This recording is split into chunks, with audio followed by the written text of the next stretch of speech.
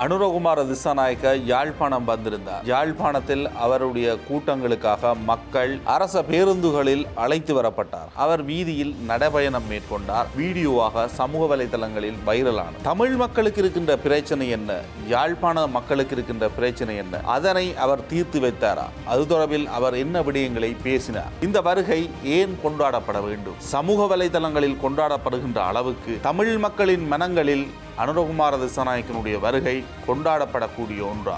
ஏதாவது ஒரு மாற்றம் இடம்பெற்றிருக்கின்றதா? இது தொடர்பில் தான் இன்றைய பார்வைகள் விரிகின்றது.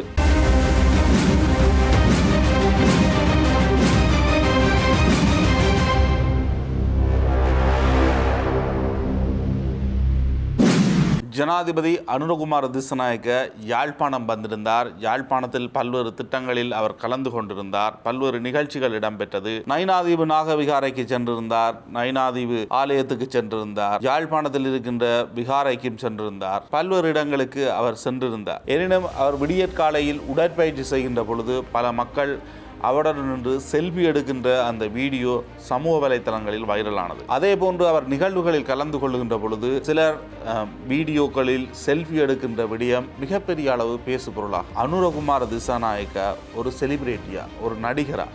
அவருடன் செல்வி எடுப்பதன் மூலம் இந்த மக்களுக்கு கிடைக்கக்கூடிய நன்மை என்ன? அவரும் சாதாரணமாக இந்த மக்களை மிகச்சிறந்த பொழுதுபோக்கை வழங்குகின்ற ஒரு நபரா அல்லது ஒரு தலைமைத்துவத்தை வழங்குகின்ற நபரா?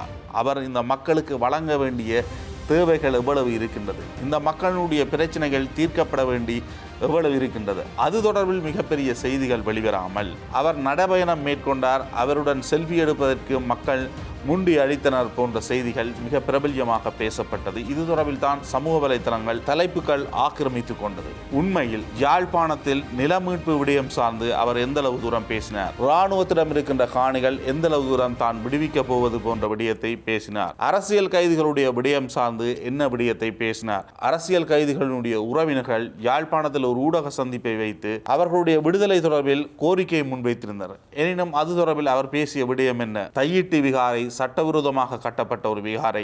அந்த விகாரை தொடர்பில் அவர் பேசிய விடயம் என்ன? உண்மை என்ன?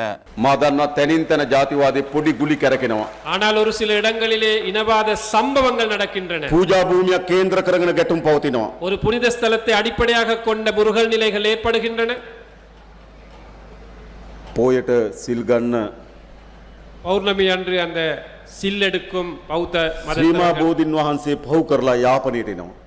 திரிமா போதி அந்த புனித ஸ்தலத்தை கடந்து யாழ்ப்பாணத்துக்கு வந்திருக்கின்றார். එතන සීලේ නෙවෙයි අපි හාමුදුරුවෝ එතන තියෙන වෛරය. அந்த இடத்தில் கூட பகை வைராக்கியம் தான் காணப்படுகின்றன. නැත්තම් පන්සල් පූජනීය ස්ථාන විශාල ප්‍රමාණයක් පහු කරලා යාපනයක තැනකට එනවා සිල් ගන්න. සීලේ වෙනුවෙන් නෙවෙයි වෛරය වෙනුවෙන්. ஆகவே சில நேரங்களிலே அந்த தென்பகுதியில் இருக்கும் விகாரைகளை கடந்து சில பௌத்தர்கள் இங்கே வருகின்றார்கள். அந்த வணக்க ஸ்தலங்களை செய்வதற்கு, அந்த தழுவல்கள் செய்வதற்கு. ඒ වගේම සෑම දිනයකම ගිහිල්ලා සෑම පොයකටම ගිහිල්ලා පන්සල ගාව වට වෙනවා. ஆகவே அனைத்து பௌர்ணமி தினமும் இங்கு இருக்கும் இந்த பன்சலையில் அல்லது விகாரையிலே ஒன்று கூடுகிறார்கள். ඉඩම් වෙනුවෙන් නෙවෙයි ජාතිවාදී වෙනුවෙන්. காணிக்காக அல்லது இனவாத அடிப்படையிலே. මා අපේ බුද්ධ්‍යංශ වලට කිව්වා හොයලා බලන්න කියලා. ඒ හැම පොයටම ඇවිල්ලා එතන කෑ ගහන අය කාගේ හරි ඉඩමක් එතන තියෙනවද කියලා. நான் புலனாய்வுத்துறை சொன்னேன். புலனாய்வுத்துறைக்கு ஒவ்வொரு பௌர்ணமி அன்றும் அங்கு வந்து ஆர்ப்பாட்டம் செய்யும் அந்த நபர்களுக்கு யாராவது அந்த இடத்திலே காணி இருக்கா என்று தேடி பாருங்கள். බලය අහිමි වෙන ජාතිවාදී කණ්ඩායම්. ஆகவே அதிகாரத்தை இல்லாமல் செல்லும் இந்த இனவாத சக்திகள் කුඩා කුඩා තැන්වල යලි ජාතිවාදය ඔසවන්න උත්සාහ කරනවා. சின்ன சின்ன இடங்களிலே இனவாத சம்பவங்களை அடிப்படையாக வைத்து ஆர்ப்பாட்டங்கள் செய்கிறார்கள். ඒ කිසිදු ජාතිවාදී ප්‍රවණතාවයකට යලි අපේ රටේ හිස ඔසවන්න අපි ඉඩ දෙන්නේ නැහැ. எந்த ஒரு இனவாத செயலுக்கும் நாங்கள் மீண்டும் தலை தூக்குவதற்கு இடம் அளிக்க மாட்டோம் என்று கூற விரும்புகிறேன். අපිට ඕන ජනතාව ගහ ගන්න රටක් නෙවෙයි. எங்களுக்கு தேவை மக்கள் சண்டை பிடிக்கும் முருகல் நிலைப்படுது நாடு. අපිට ඕන සහෝදරත්වයෙන් ජීවත් වෙන රටක්. எங்களுக்கு தேவை எல்லாமே நல்லிணக்கத்தோட ஒற்றுமையாக வாழும் ஒரு நாடு. அவர் புலனாய்வு பிரிவாளருக்கு அந்த போராட்டத்தில் ஈடுபடுபவர்களுக்கும் காணிகளுக்கும் தொடர்பு இருக்கின்றார் என்பது தொடர்பில் ஒரு உத்தரவை வழங்கியிருக்கலாம். ஆனால் உண்மையில் அந்த விகாரை சட்டவிரோதமானதா இல்லையா என்பதை அவர் புலனாய்வாளர்களிடம் கேட்க வேண்டுமா அல்லது அரசாங்க அதிகாரிகளிடம் கேட்க வேண்டுமா? அரசாங்க நிர்வாக அதிகாரியிடம் கேட்டால் அந்த நிலம் யாருடையது என்று ஜனாதிபதிக்கு தெரியாமல் செல்லுமா? காணாமலாக்கப்பட்டவர்களுடைய உறவினர்களுக்கு என்ன நடந்தது என்பது மிக நீண்ட காலமாக தமிழ் மக்களினுடைய கோரிக்கை. அது தொடர்பில் அவர் எடுத்த முன்னகர்த்துகின்ற அவர் அந்த மக்களுக்கு சொல்லுகின்ற செய்தி என்ன? செம்மணி படுகொலை, செம்மணியில் மிக பெரும் அளவிலான உடலங்கள் தோண்டி எடுக்கப்படுகின்றது. அங்கு மிக அதிகளவான மனித எலும்புக்கூடுகள் கண்டெடுக்கப்பட்டிருக்கின்றது. அது தொடர்பில் இராணுவத்தைச் சேர்ந்த ஒருவர் தான் சாட்சியமாக இருக்கின்றார். அந்த விவகாரத்தில் அரசாங்கம் எடுக்கப் போகின்ற நடவடிக்கை என்ன? இங்கு பாதிக்கப்பட்ட மக்களுக்கு உட்கட்டமைப்பு சார்ந்து வழங்கப்படுகின்ற திட்டங்கள் என்ன? ஒட்டுமொத்தமாக தமிழ் மக்களுக்கு இருக்கின்ற அரசியல் உரிமை பிரச்சனைக்கு தீர்வு என்ன? அதனை அரசாங்கம் எவ்வாறு கையாளப் போகின்றது? இந்த விடயங்கள் தொடர்பில் அவர் ஏதாவது பேசினாரா? அந்த விவகாரங்களை பேசாமல் அவர் அரசியல் சார்ந்து சர்ச்சைக்குரிய விடயங்களை தொட்டு இங்கால ஒன்று அங்கால ஒன்று என்ற அளவில் சமாளிப்பதான பேச்சுக்களை பேசியிருந்தார். பௌத்தத்தினுடைய ஆக்கிரமிப்பை முழுமையாக அவரால் பேச முடிந்திருக்கின்றதா? ஏன் தென்னிலங்கையில் இருக்கின்றவர்கள் இங்கு வந்து போயா தினங்களில் மிகப்பெரிய விழாக்களை பௌத்த விகாரைகளில் நடத்துகின்றார்கள்? இது உண்மையில் அவர்களுக்கு மதங்கள் ரீதியாக ஒரு முரண்பாட்டை உருவாக்குகின்றார்களா? இங்கு பௌத்த மதத்தினரை சார்ந்தவர்கள்தான் அந்த முரண்பாட்டை தமிழ் மக்கள் அதிகளவு வாழ்கின்ற இடங்களில் வந்து உருவாக்குகின்றார்கள் என்பதை மிக வெளிப்படையாக அவரால் கூற முடிந்திருக்கின்றதா? இரண்டு தரப்பினரும் இனவாதத்தை கையில் எடுக்கக்கூடாது என்று ஒரு தரப்பு எடுக்கின்ற நடவடிக்கையினை வைத்து இன்னும் ஒரு தரப்பினர் மீது ஒரு குற்றச்சாட்டை முன்வைக்க முடியுமா? அரசாங்கம், இதுவரைக்கும் இருந்த ஜனாதிபதிகள், இதுவரைக்கும் இருந்த அமைச்சர்கள் முன்னெடுத்த அந்த விடயத்தை தான் தற்பொழுதைய ஜனாதிபதி அன்றகுமார திசாநாயக்க முன்னெடுக்கின்றார். சிடிபி பஸ்களில் மக்கள் கொண்டு வரப்படுகின்றார்கள் அவருடைய கூட்டத்துக்காக.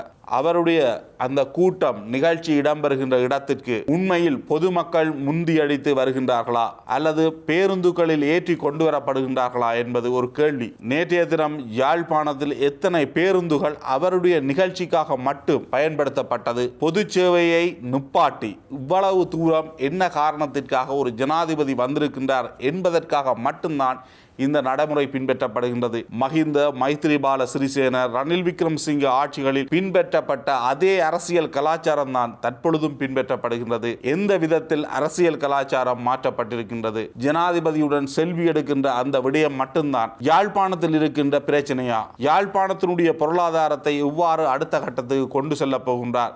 இங்கிருக்கின்ற மீனவர்களுடைய பிரச்சனைக்கு என்ன தீர்வினை வழங்கப் போகின்றார்? இங்கிருக்கின்ற மீனவர்கள் போராட்டத்தை முன்னெடுக்கின்றார்கள். இந்திய மீனவர்களுடைய பிரச்சனை காரணமாக, அவர்களுடைய அத்துமீறல் காரணமாக இங்கு எங்களுடைய வளங்கள் அளிக்கப்படுகின்றது என்பது அது தொடர்பில் கடற்தொழில் அமைச்சரும் இருந்தார். அந்த விடயங்களை இந்த தை பிறக்கின்ற இந்த சந்தர்ப்பத்தில் அவர் யாழ்ப்பாணத்தில் வைத்து உரையாற்றியிருந்தாரா என்றால், அப்படி மக்களுக்கு தேவையான மக்களுடைய பிரச்சனை தொடர்பில் ஒரு தெளிவான ஒரு நடைமுறை சார்ந்த அரசியலை அல்லது தன்னுடைய தீர்வுகளை இலங்கையினுடைய ஜனாதிபதி என்ற வகையில் அவர் முன்வைக்கவில்லை. இலங்கையில் இந்தளவு தூரம் வடமக்கு மாகாணத்தில் அல்லது யாழ்ப்பாணத்தில் படைத்தரப்பினர் இருக்கின்றார்கள், போலீசார் இருக்கின்றார்கள், புலனாய்வுத்துறை இருக்கின்றது. இவ்வளவு பேரையும் கடந்து இவ்வாறு போதைப் பொருள் அதிகளவு இருக்கின்றது. இது தொடர்பில் அவர் கூறுகின்ற விடயம் என்ன? போதைப் பொருளால் மக்கள் பாதிக்கப்படுகின்றார்கள் என்றால் இந்தளவு தூரம் படைக்கான, போலீசாருக்கான, புலனாய்வுத்துறைக்கான அரச செலவீனம் என்பது ஏன் இவ்வாறான விடயங்களை அவர் பேசாமல் அவர் யாழ்ப்பாணத்துக்கு வந்த ஒரு செலிபிரிட்டி போன்று செயற்படுவது என்பது இந்த நாட்டினுடைய ஜனாதிபதிக்கு அல்லது தமிழ் மக்களுக்கு ஏதோ ஒரு வகையில் நன்மை பயக்கக்கூடிய ஒரு விடயமாக இருக்க போகின்றதா? அல்லது கடந்த கால அரசியல் தலைவர்கள் போன்று, கடந்த கால ஜனாதிபதிகள் போன்று இது ஒரு படம் காட்டும் செயற்பாடாக முடிய போகின்றதா? சமூக வலைதளங்களில் அன்றகுமார திசாநாயக்க கொண்டாடப்பட முடியும். யாழ்ப்பாணத்தில் இருக்கின்ற மக்களினுடைய மனங்களில் அன்றகுமார திசாநாயக்க கொண்டாடப்பட வேண்டியதனுடைய முக்கியத்துவம் என்ன? அவர் வழங்கிய தீர்வுகள் என்ன? இங்கு மக்கள் பொருளாதார ரீதியாக பாதிக்கப்பட்டிருக்கின்றார்கள். அரசாங்கத்தினுடைய அத்துமீறல் காரணமாக பாதிக்கப்பட்டிருக்கின்றார்கள். போலீசாரனுடைய அத்துமீறல் காரணமாக பாதிக்கப்பட்டிருக்கின்றார்கள். யுத்தத்தினுடைய பாதிப்பு என்பது இன்று வரை தொடர்ந்து கொண்டிருக்கின்றது. யுத்தம் காரணமாகத்தான் இராணுவம் பொதுமக்களுடைய காடுகளை அடாத்தாக பிடித்தது. தற்பொழுது கூட தேசிய பாதுகாப்பு என்ற பெயரில் இராணுவம் காணிகளை வைத்திருக்கின்றது. அந்த காணிகளுக்குள் பௌத்த விகாரங்களை கட்டுகின்றார்கள். தொல்பொருள் சின்னங்கள் என்ற அடிப்படையில் எந்தளவு தூரம் அத்துமீறல்கள் இடம்பெறுகின்றது? ஒட்டுமொத்தமாக தமிழ் மக்களுக்கு அவர் சொல்ல வருகின்ற செய்தி என்ன? நீங்கள் முன்னெடுக்கின்ற தேசிய நிகழ்ச்சி திட்டங்களில் ஜனாதிபதி வந்து செல்கின்றார் என்பதுடன் இந்த விடயங்கள் முடிவடைகின்றதே தவிர தமிழ் மக்களுக்காக, தமிழ் மக்கள் உங்களுக்காக வாக்களித்தார்கள் என்பதற்காக நீங்கள் பிரத்யேகமாக செய்கின்ற செயற்பாடு என்ன, தீர்வு என்ன என்பது தொடர்பில் ஜனாதிபதி எந்த ஒரு விடயங்களையும் பூரணமாக வெளிப்படுத்தவில்லை. இது ஒரு சாதாரணமான நிகழ்வாக செல்லுகின்றதே தவிர எந்த விடயத்திலும் ஒரு தீர்க்கமான முடிவை வழங்கவில்லை அனுரகுமார திசாநாயக்க அவனுடைய யாழ்ப்பாண வருகை என்பது. இன்னும் ஒரு பார்வைகளில் சந்திக்கின்றேன். நன்றி, வணக்கம்.